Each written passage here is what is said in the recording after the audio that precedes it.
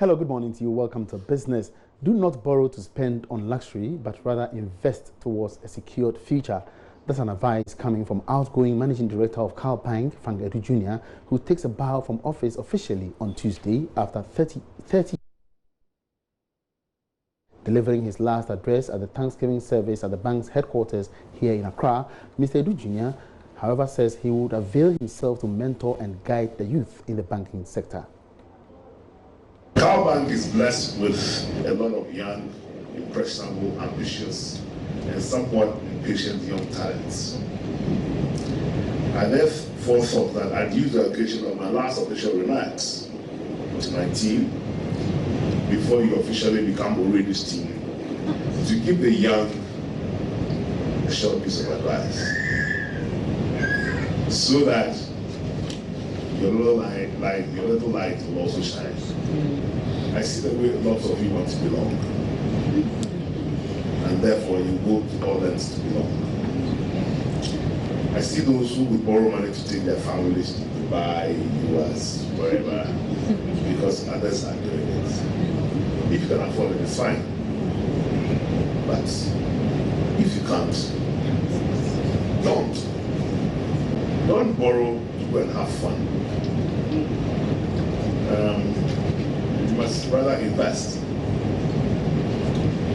Now, you cannot have the opportunity of having a stable job at Cal Bank and not invest for your future. So you must invest, because if you don't invest, then when you begin to go on retirement like me, you have to go look for another job. But I'm not going to do a 9-to-5 job again, because I invested. Now, I think that it should also be, you try to be a nice person at all times and be kind to people. You'll need everybody through your career and your life, but most importantly, whether you believe it or not, whether Christian or not, in all things, you also be grateful and give thanks to God. So, I am retiring, but I'm not retired. So, as many of you who want guidance and mentorship, my telephone number won't change. Now, CEO of the Private Enterprise Federation, Nana Bonsu, is pushing for a mechanism where multinationals in the country will be forced to cap dividends and profit repatriation to their shareholders. He believes this would help deal with the expected pressure on the cedi in the first quarter of 2020. The decision by multinationals to repatriate their profits and dividends within the first quarter puts more pressure on the cedi.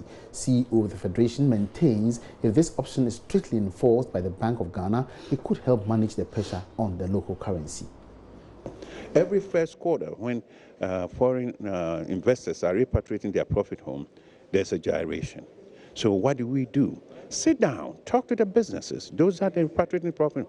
Ghana does not have unlimited or limitless debt of foreign exchange. We have limited amounts. So if we're going to do that, let's target them in a way that the businesses who are looking to repatriate their profits home to pay dividend and all, will also appreciate and understand that they have to limit the repatriation a certain quantum, a certain percentage, a certain time, so it doesn't affect our currency. Because its effect on currency is also affecting the way we do business, and that's the fact of it. You also supported that whilst we work with these companies to stagger their dividend payment, which they always say, a little bit of a short-termish approach for more of a Bank of Ghana intervention to supply a little bit more dollars to stabilize it a little bit whilst you look at other long-termish measures? That is not short-termish. Bank of Ghana does not create dollars. It gets dollars basically because of transactions and monetary policy. So if we're talking about having those that are taking that dollars away, working with government and staggering that we can take one quarter at a time, then the government should look at it and make sure that we can work with our partners. Because, and much more, that's why we said that when we attracting FDIs, do we look at the quantum coming in? Because when they go now, they go out in liquid assets. When they come in liquid plus in kind.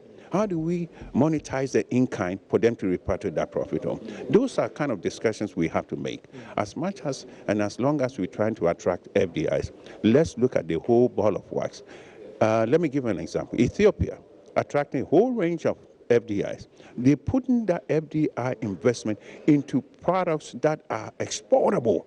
So the products go and they generate foreign exchange. So there's no demand and dependency on the local limited foreign exchange within the country. So these are where you can target your FDIs to produce enough elements within the country to go out and create more value, bringing a lot more foreign exchange. That's all in business for now. There will be more business at midday. My name is Emmanuel Abuaji. Have a good morning.